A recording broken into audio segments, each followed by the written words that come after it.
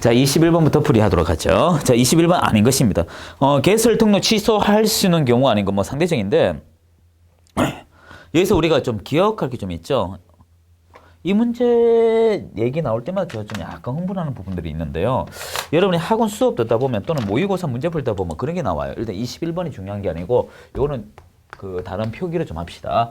여러분이 이 등록 관청이 있지 않습니까? 이 등록 관청이 우리 등록증을 주면 그 사람이 개공이 되잖아요. 이때 어떻든 사유가 되면 등록증을 반드시 취소한다 하여 절대적 등록 취소, 이런 걸 우리가 배운 적이 있을 것입니다. 그리고 이런 경우는 등록을 취소할 수 있다 하여 상치, 이런 거 배웠고요.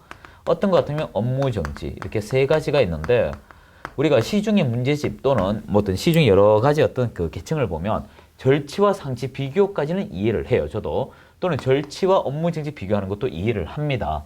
한데 문제가 이런 게 있어요. 이거 붉은색, 이거 비교하는 문제가 나오는데 그건 풀 수가 없어요. 기출 문제는요, 항상 이거 비교하게 돼 있어요. 이거 비교. 꼭 기억하셔야 됩니다. 절대적으로 상대적 등록 취소는 자연스럽게 업무 정지 내려가게 돼 있어요. 그래서 꼭 기억할 것은 절치 하나만 기억해도 다 해결됩니다. 근데 이 문제는 그거가 조금 별개지만 그래도 한번 풀어보도록 하죠.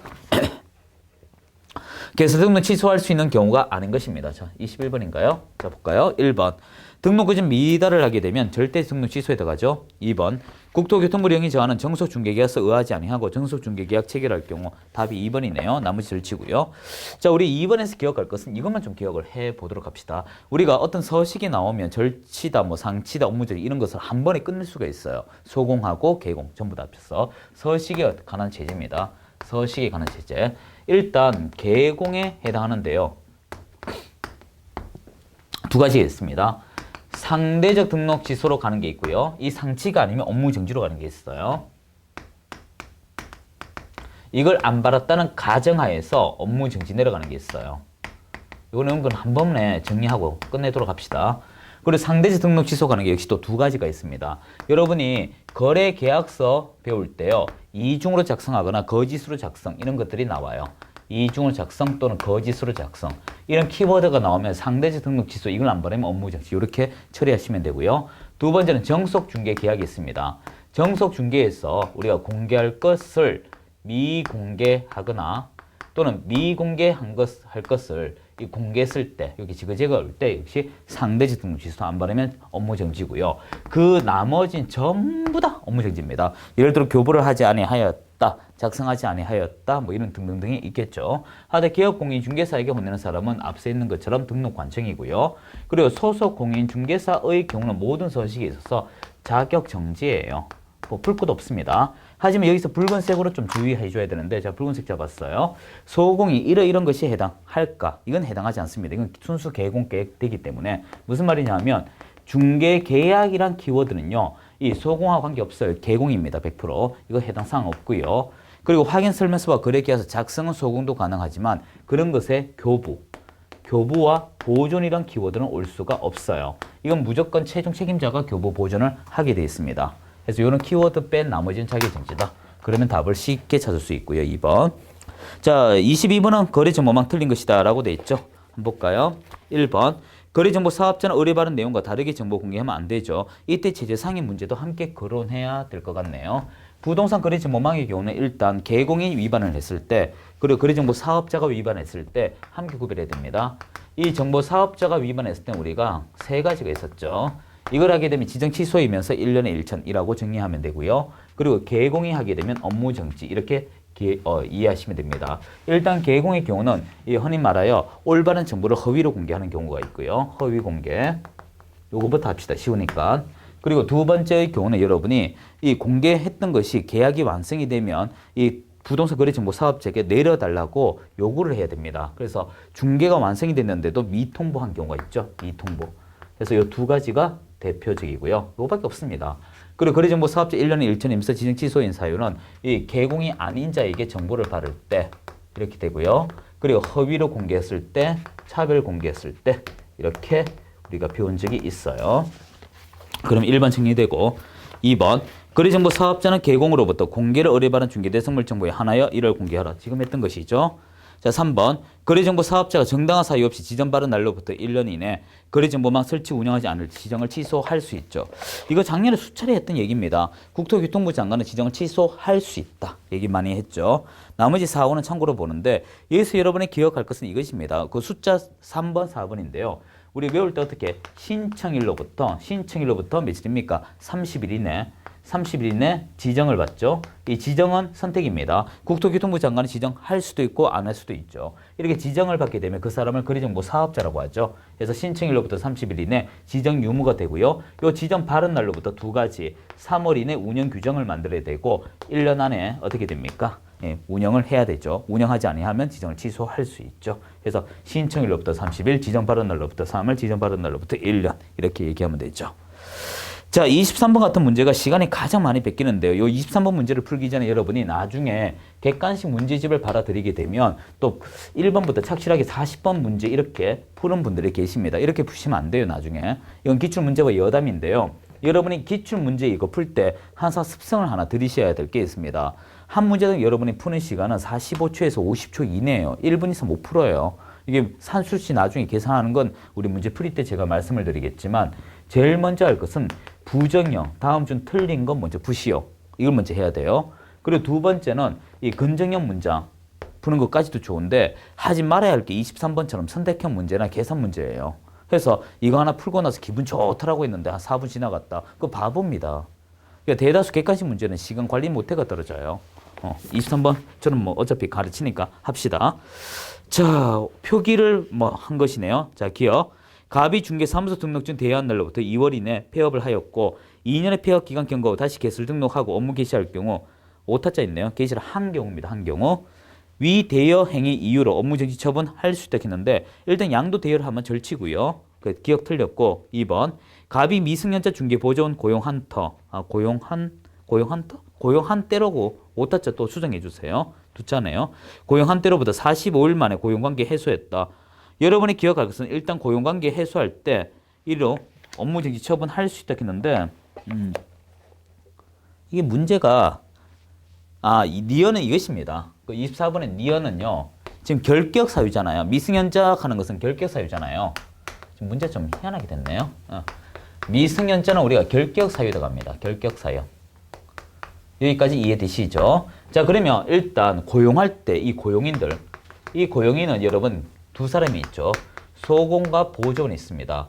이 소공과 보조원도 결격 사유에 들어가면 안 돼요. 안 되는데 고용하고 나니까 이 사람이 미승년자다. 좀 말이 앞뒤가 안 맞지만 하여튼 결격 사유 들어가게 되면 2월 이내 해소해주면 돼요. 해소해주면. 45일 계속 틀린 거예요. 디귿. 갑이 업무정지 사유에 해당한 거짓 보고한 날로부터 1월 이내 1개월 후 폐업을 하였고 4년의 폐업 기간 경과 후 지금 오타자가 많네요. 그 기업의 개시를 한 경우 니언에 고용한 때 디귿에 갑이 업무정지 사유에 해당하는 거짓 있죠. 보고한 날로부터 그 밑에 보세요. 개설된 한 경우입니다. 청구가 아니고 경우. 위 거짓 보고 한 행위 이유로 업무정지 처분할 수 있다 했는데 일단 사유로부터 3년이 지나게 되면 제재를 못하게 돼요. 우리가 소매시효에 해당하기 때문에 그렇습니다. 다 틀렸어요. 그래서 답 5번이고요. 자, 24번 포상금이다. 설명 틀린 거. 이건 문제 참 주는 문제죠.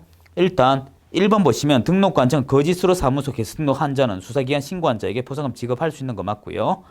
그리고 등록관청이 이제 지급하는 거죠. 2번 포상금 지급에 소요된 비용을 전부 또는 일부를 국고 보조할 수 있겠는데 일부를 부조합니다. 일부. 자, 일부가 얼마입니까? 2분의 1 범위 이내죠.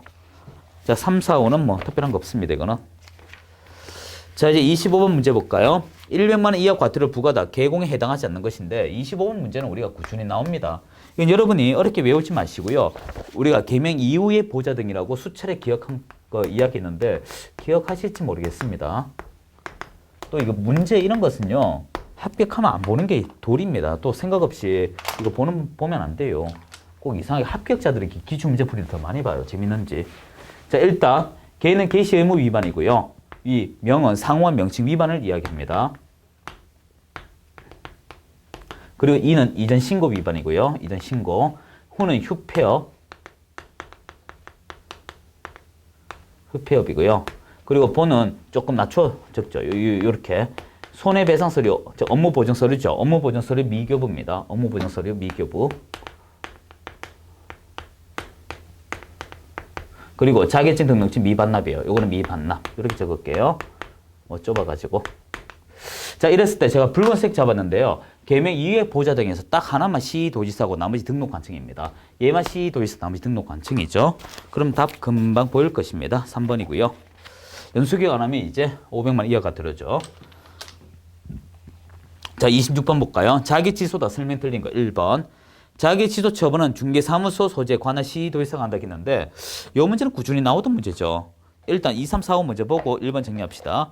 2번에서 보면 시도지사는 자격증 대여를 이유로 자기 취소하고자 청문 실시해라. 일단 여러분 취소라고 있는 것은 전부 다 청문을 의무적으로 하게 돼 있고요.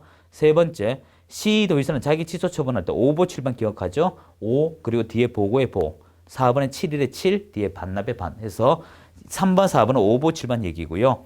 그리고 5번은 자시도 얘기죠. 해서 2, 6의 1번이 중요한 게 아니고 이것만 기억하면 되지 않습니까? 우리 이거 자주 나온다 했지 않습니까? 예를 들어서 여러분이 자격증을요. 자격증 등록증을 어디 할까요? 이것을 뭐 인천 부평합시다. 뭐 만만한 게 인천 부평구입니다. 저는 여기서 해가지고요. 여러분이 사무소 이전을 했습니다. 이전을 했는데 대전 유성구로 했습니다. 제가 참고로 다 강의했던 곳이죠. 동네가. 자, 이랬는데 알고 보니까 등록증 자격증 양도되어였다 이것입니다. 양도되어. 그러면 어떻게 됩니까? 자격 취소 등록 취소꼴이 나죠. 자, 자격 취소 등록 취소가 됩니다.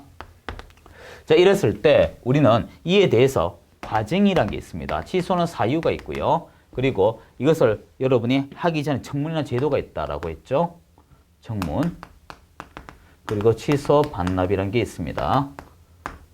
자, 이렇게 되죠. 자, 이랬을 때 여러분이 기억할 것은 우리 번호 좀 적어보면 인천광역시장 1번, 부평구청장 2번, 대전광역시장 3번, 유성구청장 4번이라고 할 때 이때 인천은 이제 뭡니까? 자격증 등록증의 인천 부평구 그리고 사무소 이전으로 인해서 등록 자격증 날아갈 때 대전과 유성구 특징이 뭘까? 의외로 간단해요. 자격증에 있어서는 우리가 어떻게 배웠습니까? 시도지사잖아요. 시도지사. 따라서 1번, 3번이 이 이야기에서 나와야 되고요. 등록증에 있어서는 시군구이기 때문에 부평구, 유성구 2, 4번이 나와야 돼요. 2, 4번. 따라서 여러분이 이 사유와 청문에 있어서는요. 이 사유 청문은 이렇게 됩니다. 말 그대로 사유와 청문까지 여기까지는 이 사무소 소재 시도 3번이 되고요. 그리고 청문 취소와 반납 요 두 가지의 경우는 이 자격증 교부 시도, 자시도가 되는 거예요. 자시도. 그래서 항상 여러분 취소와 반납의 자시도, 무조건 취소는 자시도 그런 얘기 드렸고요. 밑에 건 더 이상 할 것도 없습니다. 무조건 사무소 소재 시도가 등록관청이기 때문에 유성구청장이 돼버리죠. 자, 이 문제 정리하게 되면 26번 정리되고요. 27 옳은 것입니다. 1번 등록관청은 개업공인중개사 등의 부동산 거래 사고 예방 위한 교육을 실시할 수 없다 했는데 하면 돼요. 하면 됩니다. 자, 이제 2번 개공은 등록관청의 사무소 이전 사실 신고한 경우 지체 없이 사무소 간판 철거해야 한다. 이게 답이고요. 자, 3번 개공은 폐업 신고 후 1년 이내 소공으로 고용 신고 대상이 된 자는 고용 신고일 전에 다시 실무 교육하려 한다라고 했는데 일단 여러분이 이것만 기억하면 돼요. 전후 1년이라고 27번인가요? 전후 1년이라고 기억하면 돼요.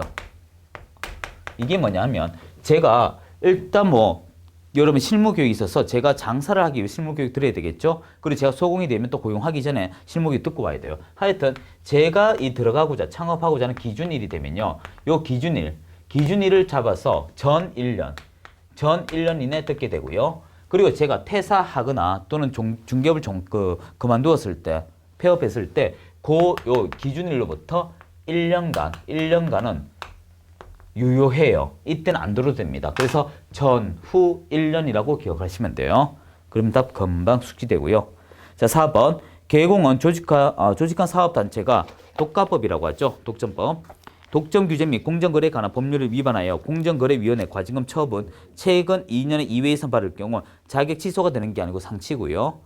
우리가 자격 취소는 양대 부진정밖에 없죠. 5번 보조번호 중개사무소 명칭, 소재지, 연락처, 자기성명을 명시하여 중개대상물에 대한 표시 광고할 수 있다 했는데 보조는 못해요. 개공이 다 하게 돼 있습니다. 이거 27번에 5번이 법 새로 개정됐지 않습니까? 작년에. 이것 때문에 이제 어떻게 됐어요? 우리 개공에 양도되어 빌려주는 값이 비싸진 사건 중에 하나가 이거였죠. 뭐 자기 이름 아니면 안 빌려주니까요. 이제. 자, 28번 틀린 것입니다. 1번에 여러분 부동산 거래 신고에 관한 것인데요. 일단 부동산 거래 신고 사유는 이건 이렇습니다. 현존하는 것이 있고 취득에 따른 권리가 있습니다. 현존하는 것으로서 토지와 건축물이 있고요. 전국의 모든 토지, 전국의 모든 건축물 이란 뜻이고요. 그리고 취득에 따른 권리, 취득에 따른 권리입니다. 취득에 따른 권리. 이 권리는 두 가지가 있어요. 우리 시험 칠 때는 앞에 법명은 나오지 않아요. 하지만 여러분이 법조문에는 있습니다. 전비법에 관한 입주권, 주택법에 관한 분양권, 이렇게 네 가지밖에 없어요. 네 가지. 자, 됐고요. 그리고 하나 더 보충하자면 이게 매매. 요것이 이제 매매가 되면 부동산 거래 신고되죠. 전국의 모든 토지를 매매한다면, 전국의 모든 건축물을 매매한다면 이건 대상입니다. 전국의 모든 전비법에 관한 입주권을 매매한다면, 전국의 모든 주택법상 분양권을 매매한다면 이렇게 되죠. 그래서 1번 올바른 거고요. 2번 공인중개사 법령사 중개대상물에 해당한다고 하여 모두 부동산 거래 신고 대상은 되는 건 아니다. 왜? 우리가 중개대상물에 취득할 대상물 외에 또 뭐 있습니까? 임목, 광업지단, 공전지단이 있잖아요. 입광후 여기 해당 사항 없지 않습니까? 3번 거래 신고를 받은 등록관 증은 그 신고 내용을 확인한 후 신고인에게 부동산 거래 계약 신고 필증 즉시 발급한다. 우리는 취득에 따른 권리 이러한 어떤 여러 가지 이 쟁송으로 연결되는 소리는 즉시 하게 되어 있습니다. 네 번째 거래 신고하려는 개공은 부동산 거래 계약 신고서에 서명 또는 날인하여 중개사무소 소재지 등록 관청이 아니고 대상물 소재지입니다. 여러분이 기억할 것은요. 항상 우리 나라 부동산 정책은 토지는 움직이지 않기 때문에 토지 거래 허가 풀 때는 토지 거래 허가 지역이 어디냐? 해당 토지. 농지증 취득한다면 그 농지는 어디냐? 그 농지 있는 곳. 이런 것처럼 부동산 각종의 우리나라 부동산 공법은요. 그 대상물 소재지를 기준으로 하게 되어 있습니다. 세제도 마찬가지입니다.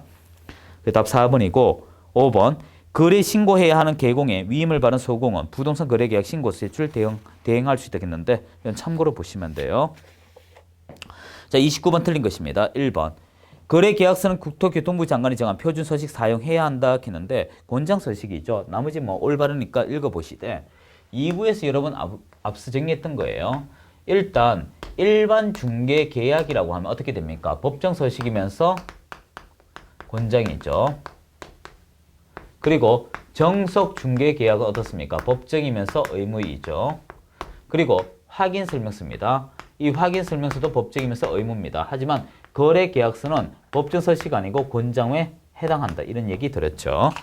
그래서 답 1번이고 30번 틀린 거 볼까요? 1번 정석 중개입니다.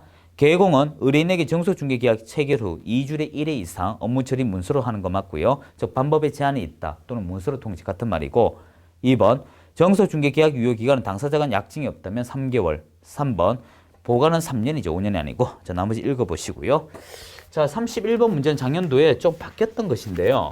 이 주택과 주택외, 주택외는 다시 오피스텔과 오피스텔외로 나눠졌지 않습니까? 그리고 오피스텔의 경우도 여러분이 매매 교환의 경우는 0.5, 임대차 등은 우리가 0.4 해서 그런 식으로 발라낸다라고 했습니다. 자, 문제 볼까요? 갑은, 자, 31번 잡고요. 갑은 개공병에게 중개 의뢰하여 을 소유 전용 면적 70제곱미터, 오피스텔 보증금 2,000에 월 차임 25만 원 임대차. 이 경우 병이 갑으로부터 받을 수 있는 중개보수 최고한도. 자, 병이 갑으로부터 어느 일방이죠. 그리고 여러분이 오피스텔 같은 경우는 75 어떻게 했습니까? 오피스텔 조건이. 오피스텔이 일단 75 그리고 일단 드셔야 됩니다. 부엌. 그리고 나서 드셨으면 뭐합니까? 죄송합니다. 식사 도중에 화장실 그리고 어떻게 화장실 뭐 맞아요. 이거 실제 법에 좀 있습니다. 그리고 잘못하다면 튀면 씻어야 되겠죠. 실제 강의 이렇게 합니다. 그럼 안 잊어버리죠, 여러분이. 절대 잊어버릴 수가 없습니다. 85죠 참. 75가 아니고. 예, 32평 기준이니까 85. 요 조건이면 이제 오피스텔. 요게 아니면 이제 오피스텔 외로 해서 당사자 협의로 가죠. 협의. 이렇게 됩니다. 그래서 이것이 오피스텔이면 매매면 교환이면 0.5 그리고 임대차 등이면 어떻게 0.4 이렇게 되죠. 그리고 협의로 그냥 0.9 이게 차이가 있지 않습니까? 어느 일방에 받는 거. 자, 그럼 이거 보세요. 지금 전용면적 70제곱미터지 않습니까? 결과적으로 이건 무슨 말이에요? 85가 됩니까? 안 됩니까? 아니라고요. 아니라고요. 그런데 85 미만이죠. 죄송합니다. 이거 좀 제가 틀렸네요. 85제곱미터 미만입니다. 예, 미만. 제가 틀렸네요. 자, 합시다. 그러면 어떻게 됩니까? 보증금 2천에 월세 25만 원이죠. 그리고 곱하기 100을 합니다. 곱하기 100. 그러면 이게 2,500이죠. 그럼 4,500. 5천만 원 미만은 세로 해야 되거든요. 2천에 더하기 25 곱하기 70. 이건 얼마죠? 14, 35. 100,750인가요? 3,750 되나요? 잠깐만 컨닝하죠? 예, 3,750입니다. 50. 3,750에 이제 조건을 보는 거죠. 이것이 85제곱미터이면서 이 모든 거 있었나요? 단서? 건축부서 업무시설, 상하도시설, 전력, 입실, 부엌, 그리고 화장실, 모욕 다 있네요. 부엌 있죠? 화장실 있죠? 모욕 있죠? 그러면 지금 묻는 게 뭡니까? 임대차인가요? 여기다 우리 얼마? 0.4. 그러면 답이 좀 도움 바르면 15만 원이라고 돼 있네요. 15. 자, 이런 식으로 문제 푸시면 됩니다. 뭐 특별할 건 없어요, 여러분. 이것만 기억하면 돼요. 일단 임대차이기 때문에 이것이 5천만 원 이상이면 그대로 계산해 주면 됩니다. 이게 만약에 5천이 나오면 0.4 해주면 돼요. 근데 이게 이제 5천이 아니잖아요. 그러니까 70을 곱해가지고 요즘 다 컨닝했습니다. 제가 곱하기 못해가지고 이거. 그래서 3,750에 이것이 결과 요 임대차 등에 해당하니까 0.4 이렇게 되는 거죠. 예. 그래서 답 1번이 되고요. 자, 3들 볼까요? 주임법상 내용 틀린 것은 1번. 차임의 정액 청구 관한 규정은 임대차 계약 종료된 후 재계약할 경우 적용하지 않는다. 이 시험에 잘 나옵니다. 3들의 1번 지문. 꾸준히 내는 문제죠. 32번 문제 같은 경우 1번만 좀 정리합시다. 여러분 정감 청구권은요. 일단 이거 누가 청구합니까? 임차인입니까? 임대인입니까? 둘 다. 임차인은 로또부터가 임대인보다 집 더 좋은 거 살 수 있잖아요. 뭐 저 같으면 그럽니다. 깐죽거린다고. 임대 지나갈 때마다 야 보증 올려줄까? 하고 할 수 있어요. 왜? 임대로 저 로또 붙었는데. 그래서 이걸 청구할 수 있는 사람은요. 당사자입니다. 당사자. 자, 단지 이 정감에 있어서 이 제한을 둔 건 정가에만 제한을 두고 있어요. 자, 이때 정가의 범위에 있어서 주택임대차보호법이 있고 상인법이 있는데 주택임대차보호법의 개요는 계약기간 내에 해야 되고 상인법 계약기간 외에 해야 되겠죠. 자, 2번. 확정일자는 확정일자 번호, 확정일자 부여일, 확정일자 부여기간 주임법상 증서 표시하는 방법을 부여한다라고 했는데 특별한 내용은 없고 3번. 주택 임차인이 그 지위 강화하고자 별도의 전세권 설정 등기에 마쳤다면 주택임대차보호법 대항요건 상실하면 이미 취득한 주임법상 대항력 우선 변제권 상실. 이건 뭐 특별한 얘기 아닌데요. 그건 주임법 그 전세권하고 관계가 없는 거죠. 무슨 얘기냐 하면 그 3번 지문입니다. 3번. 그 3번 지문에서 여러분이 대항력 요건하고 우선 변제 요건만 기억하면 돼요. 대항력은 우리가 전입신고와 인도잖아요. 그리고 이거 대항 요건이라고 해도 관계없습니다. 그리고 이제 우선 변제를 받기 위해서 어떻게 해야 됩니까? 이 대항력 요구고요. 그리고 확정일자잖아요. 그 하나 날라가면 다 날라간다. 그 말입니다. 4번. 임차인이 다세대 주택 동호수 표시 없이 다세대의 경우 동호수 없다 했습니다. 그럼 어떻게 될 것이냐? 대항 취득할 수 있다? 없다? 이렇게 되죠. 왜 그렇습니까? 우리 공동주택 아파트 연립 다세대의 경우는 특정 동호수가 있어야 주장되지 않습니까? 자, 그럼 5번이 결국 틀렸는데 지방공기업법에 따라 주택사업을 목적으로 설정된 지방공사는 주임법상 보호대상 아니다. 아니에요. 주공, 지공 된다고 했습니다. 중소기업에 가는 것도 되고요. 그래서 답 5번이고요. 자, 3, 3. 상인법이다 틀린 거. 1번. 권리금 계약이란 신규 임차인이 되려는 자가 임차인 권리 지급하는 것. 참고로 작년에 가장 이슈된 지문이 두 가지밖에 없어요. 저기는 31번 문제하고요. 얘는 33번 문제만 그 당시에 이슈된 문제예요. 저게 이제 5월에 그 당시에 법이 바뀌었고요. 33번도, 저게 9월이죠. 5월? 5월, 6월? 한 둘 중에 하나입니다. 5월 아니면 6월에 바뀌었고, 이게 33번에 5월에 바뀌었던 법조문이에요. 그래서 권리금 얘기죠. 자, 2번. 임차인은 차임 연체 3기입니다. 3기. 주임법은 2기고요. 142번, 2페이지. 3번. 국토교통부 장관은 권리금에 대한 감정평가 절차와 방법에 따라 기준 고시. 4번. 국토교통부 장관은 권리금 계약을 체결하기 위한 표준권리금 계약서 정하여 그 사용 권장할 수 있는 거 맞고요. 5번이 틀렸어요. 보증금 전액 변제되지 아니한 대항력이 있는 임차권은 임차권은 임차 건물에 대하여 민사집행법에 따라 경매 실시될 경우 임차 건물 매각되면 소멸된다. 이건 아니죠. 대항력 주장할 수 있죠. 33번인가요? 무슨 말이냐 하면 우리가 집이 한 3억짜리 살고 있습니다. 뭐 주인법도 마찬가지예요. 우리가 여기서 한 2억을 팔았습니다. 그럼 1억이 남아있죠. 1억이 남아있는 상태인데 쉽게 말해서 요 넘어오는 단계에서 그 집이 경매로 팔렸다 이것입니다. 그러면 이제 등기 순서에 의해서 대항력이 있기 때문에 이 1억을 변제받을 때까지 어떻게 버틸 수 있다. 그 말을 하는 거예요. 자, 34번. 농지법상이다. 틀린 거 1번. 선거에 따른 공직 취임으로 인하여 일시적 농업 경영. 자, 앞에는 함정이에요. 의미 없습니다. 일시적으로 농업 경영 종사하지 아니하게 된 자가 소유하고 있는 농지 임대 가능하죠. 일시적이기 때문에 그렇습니다. 2번. 농업 경영을 하려는 자에게 농지 임대하는 임대차 계약, 서명 계약. 3번. 농지 이용 증진 사업 시행 계획에 따라 농지 임대할 경우 임대차 5년이 아니고 3년이죠. 이 문제는 작년에 저도 뭐 문제 풀면서 아차 그랬던 문제인데요. 유일하게 이 문제만큼 제가 못 건드렸어요. 작년에 제가 딱 두 문제를 못 건드려 드렸는데 34번 문제하고 28번 문제. 28번은 제가 이론 수업할 때 한 번은 건드려 드렸어요. 그래서 작년에 아마 제가 학원이나 이게 뭐 동영상 찍으면서 34번 한 문제 빼고는 제가 얼추 다 찍어 드렸었어요. 그 당시에. 많이 두 개 이상 틀리면 좀 수상한데 하여튼 그렇습니다. 하여튼 이 34번은 저도 예상치를 못했어요. 하여튼 이건 참고로 보시고요. 원래 이 농지법이 나오면 농업경영 계획서밖에 안 나오거든요. 문제가. 이게 좀 이질적으로 나왔어요. 그 당시에. 자, 35번 확인 설명서 서식이다. 기업 공인중개사 기본 확인사항. 자, 우리가 기본 확인사항 하는 것은 개공이 확인하는 것이고요. 세부 확인사항은 개공이 권리 이전자에게 요청하는 사항들이죠. 자, 해당하지 않는 것인데 우리가 3, 5를 보시게 되면 이거 실제 권리관계의 경우는 이거는 권리 이전자에게 요청하는 거예요. 그래서 입지 조건, 예정 금액 이런 것은 전부 다 개공이 직접 하는 거죠. 특별한 거 없네요. 자, 36. 비주거용 건축물이다. 확인 설명서 작성이다. 틀린 거. 일단 여기서 여러분이 비주거하고 주거 요것만 좀 구별합시다. 이건 꾸준히 나오니까. 주거용에는 존재하고요. 비주거에는 없다. 이렇게 좀 적으면 어떨까요?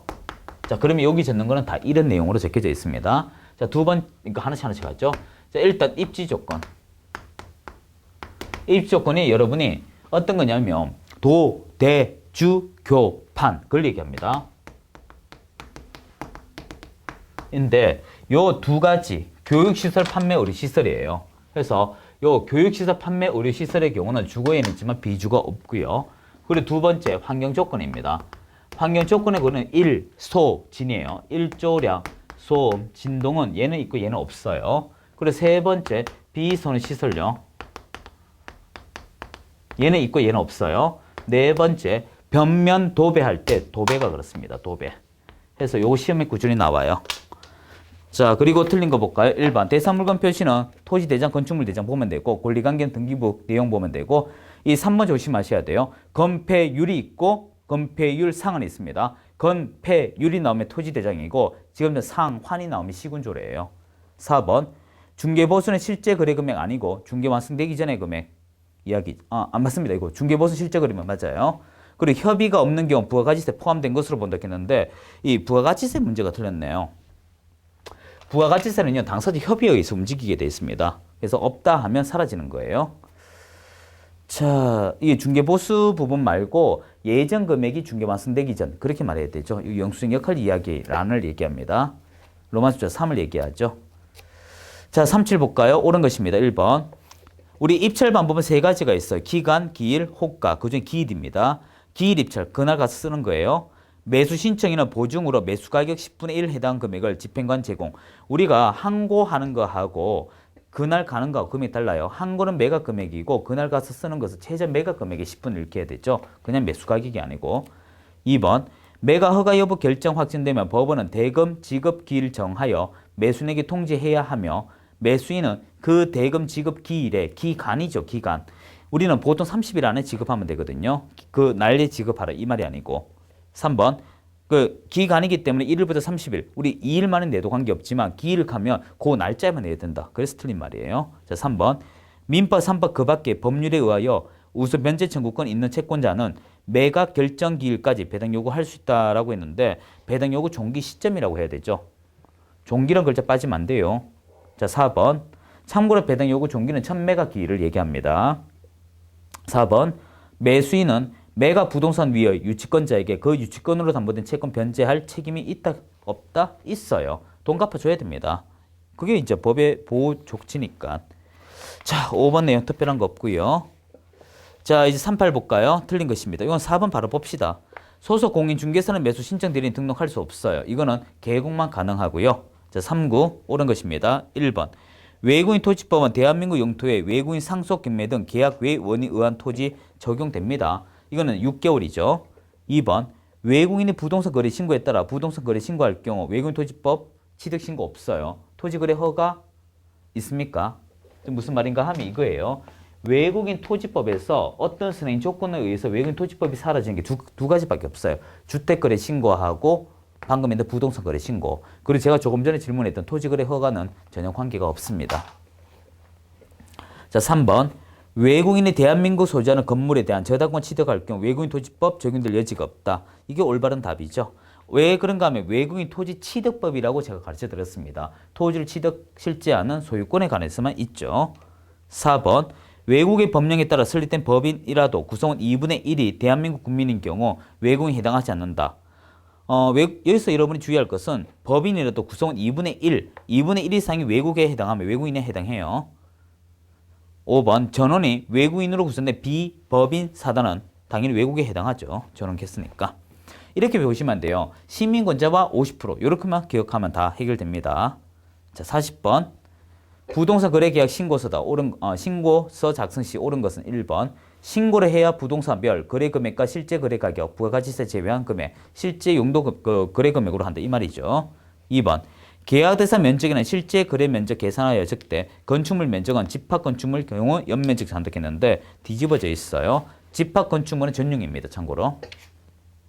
3번 실제 거래 가격이 6억 초과하는 거래 대상 부동산에 취득한 필요한 자금 조달 계획 신고서 작성 사항에 해당한다 했는데 이거는 주택거래 신고에 관한 것이고요. 4번 분양 금액의 분양권의 경우 권리가격 추가 부담과 합계하는 게 아니고 입주권이죠. 입주권. 우리가 정비법에 관한 입주 이야기하는 것입니다. 자, 그리고 5번 거짓으로 신고하면 500이 아니고 이 대상물이 토지와 건축물이면 취득세 300이고요. 그리고 여러분이 권리의 경우 5%에 해당하죠. 자, 이래서 답 1번인데 뭐 특별한 내용 없습니다. 여러분 이렇게 푸시면 되고요. 그 뒤에 25의 기출부터 쭉 있는데 이거 답 체크해가 훑어보시면요. 놀라운 것이 발견돼요. 뭐 마지막 좀 보충 좀 하고 인사드릴게요. 모의고사 풀 때 절대 하지 말아야 할 게 있습니다. 제 과목 다른 과목도 이렇게 했으면 싶은데 그건 또 고유 강사들의 권한이 있으니까 제가 그 발언 좀 줄이고요. 제 거만큼은요. 26, 25, 24를요. 한 번에 3회분씩 보세요. 한 번에. 오늘 한 해 보고 내일 한 해 보고 이러지 말고요. 당일 날 잡아가지고 3회분, 4회분을 통으로 한번 보세요. 놀라운 일이 발견될 것입니다. 이거 나왔던 지문인데? 이거 나온 지문인데? 이게 한 번에 보여져요. 그래서 함께 보는 게 상당히 도움이 큽니다. 자, 이제 인사드리죠. 수고하셨습니다.